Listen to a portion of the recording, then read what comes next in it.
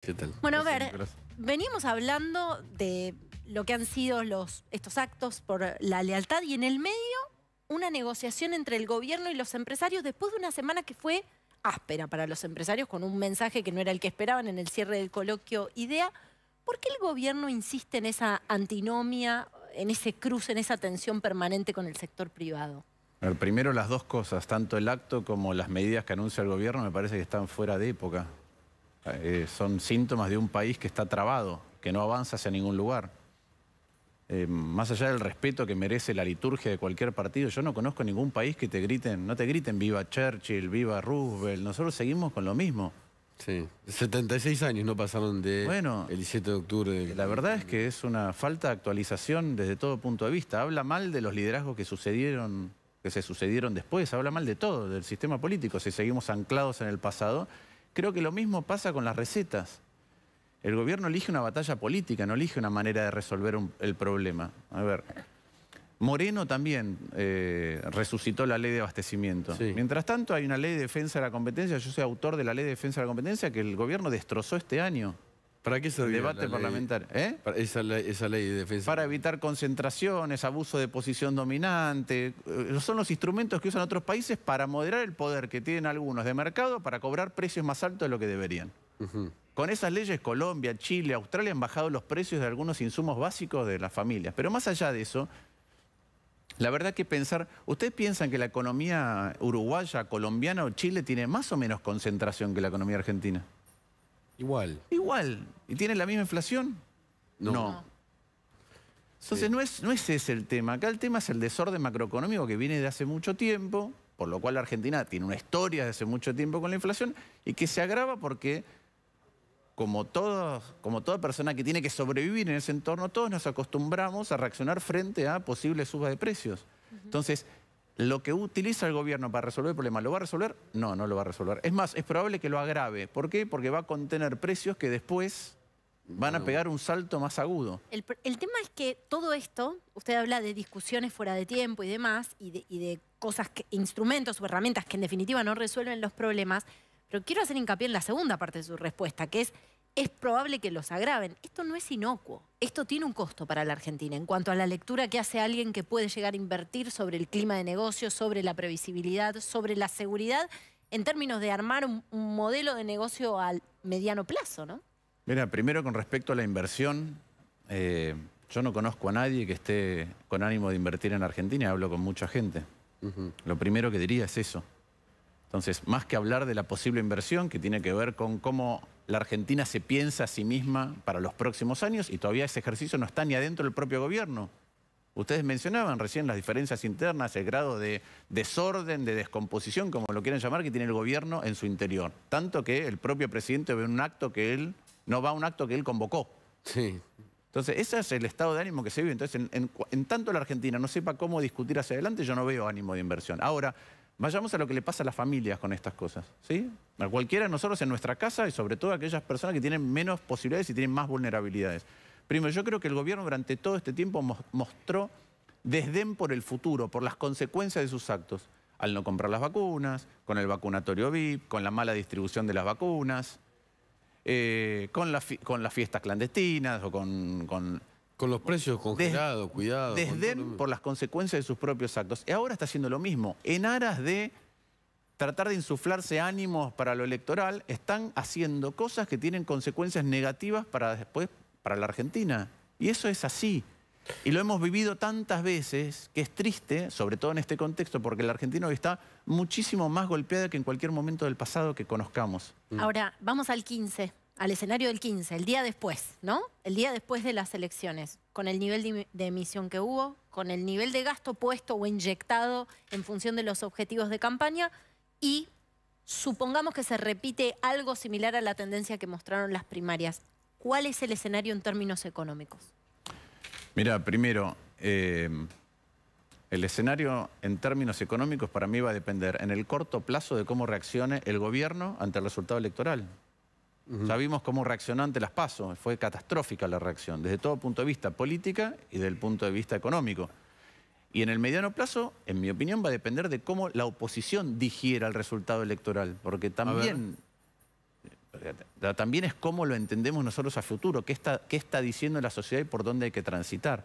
Y en el largo plazo depende de cómo esas dos cosas dialoguen. Ahora, la reacción al día siguiente del gobierno es clave. ¿Por qué? Porque Argentina está atada con alambre y con un alambre que está en malas condiciones.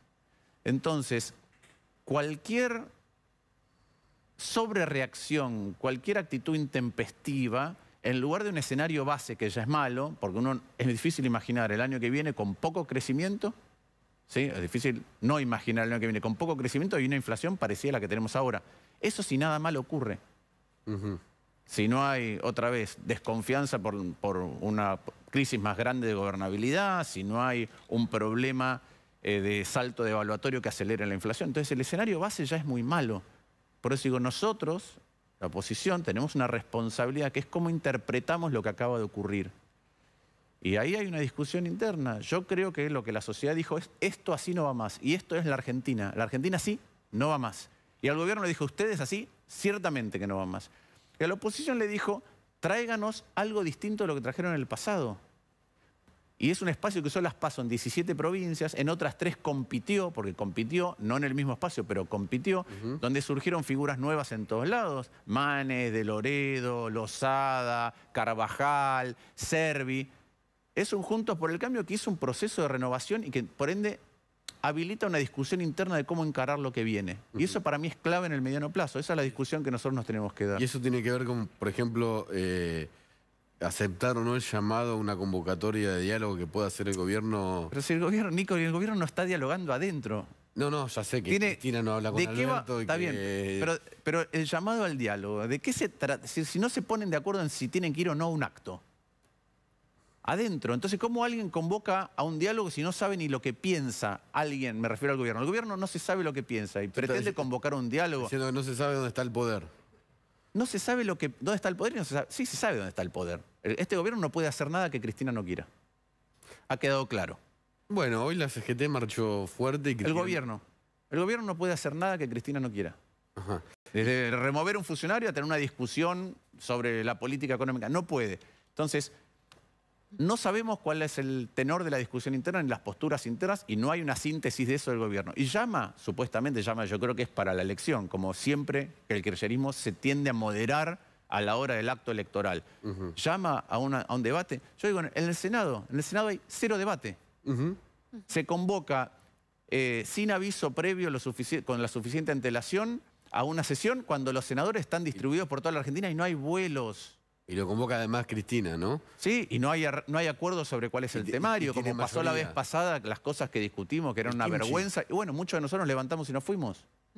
Entonces yo creo que eso es lo que está pasando. Ahora, hacia adelante, miremos un poco la economía y en lugar de ver la tasa de inflación, si el dólar, yo te voy a decir cuál es el diagnóstico que yo tengo de lo que le pasa a la Argentina hace mucho tiempo. Argentina está en esta dinámica viciosa. Argentina malgasta. Y lo podemos encontrar por todos lados. Cuando vos malgastás para cumplir los mismos objetivos, necesitas gastar más. Si necesitas gastar más, necesitas más impuestos. Si tenés más impuestos, pasan 2 cosas. Hay menos ganancias y además hay más informalidad. Cuando hay más informalidad, tenés menos acceso al crédito. Menos acceso al crédito, menos ganancias es menos crecimiento. Menos crecimiento es menos creación de puestos de trabajo en el sector privado, que desde el año 2011 no crea puestos de trabajo. Entonces, ¿para qué funciona el Estado hoy en día? Para ser garante de ingresos de última instancia, como es el Banco Central, que es el prestamista de última instancia, te garantiza ingresos, como a veces te da un plan, a veces te da empleo público, a veces te da una prebenda al sector privado, a veces te da una ley laboral absolutamente anquilosada, con lo cual no generás puesto de trabajo, a veces te da paraguas de competencia con respecto a cualquier producto del exterior. Sí, proteccionismo, lo que sea. Ahora... Pero eso lo que hace otra vez es una puja enorme entre todos los sectores para ver cómo se quedan con una parte del gasto, con lo cual vuelve a tender al malgasto. El otro día un funcionario me decía...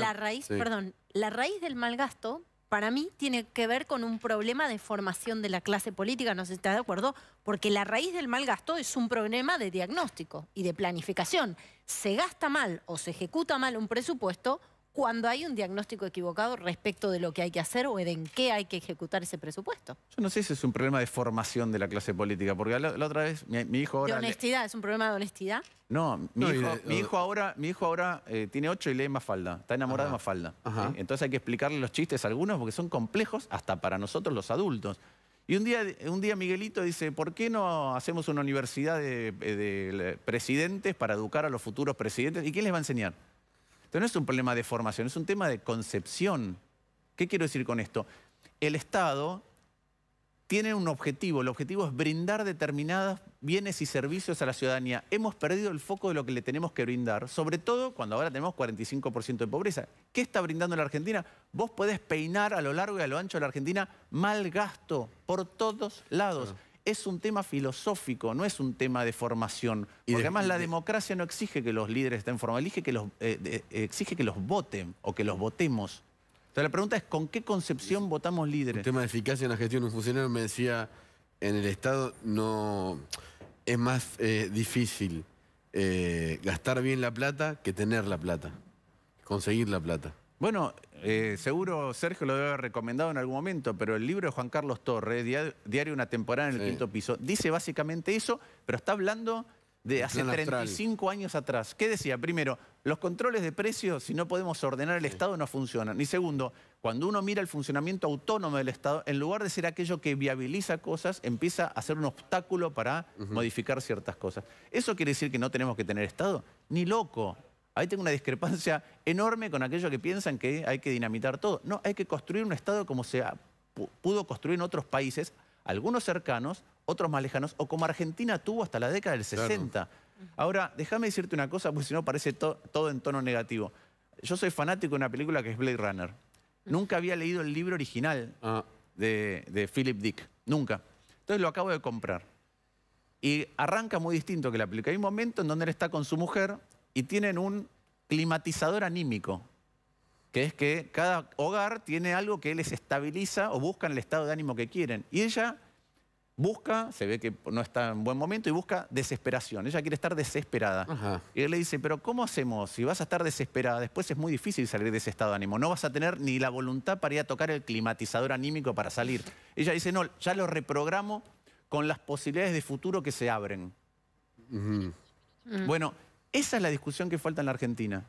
Una discusión realista sobre cuáles son las realidades concretas de futuro y perspectivas que se ven en la Argentina. Y yo creo que eso es parte de un debate interno de Juntos por el Cambio y que, por otro lado, el gobierno va a tener que cambiar. Y la mejor manera de forzar un diálogo sincero y de que cambie el gobierno es el 14 de noviembre con mayor paridad de fuerzas, en particular en el Senado y también en diputados.